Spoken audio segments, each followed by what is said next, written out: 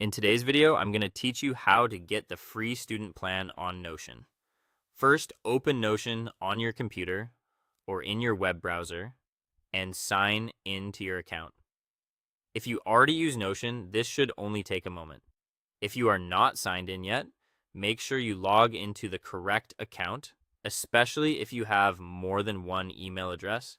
It's a good idea to double check this at the beginning so the upgrade goes to the workspace you actually want to use. Once you're inside Notion, go to Notion's Education or Student Plan page.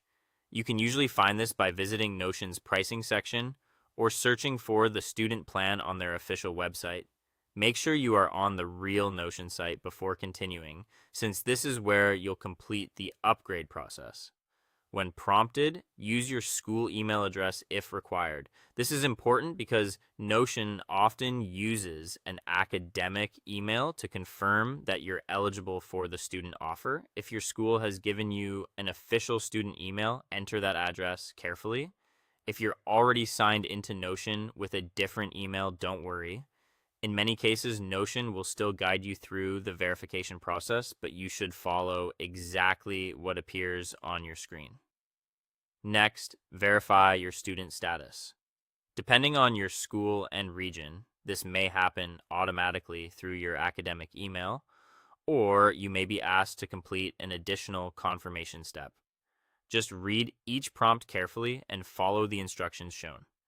If a confirmation email is sent, open it and approve the request so Notion can validate your access. After that, choose the free student or education plan. You should see the option that applies to eligible students and educational users.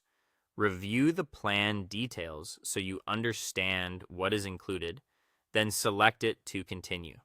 This is the point where your account is prepared for the upgraded access. Now, confirm the upgrade in your account settings.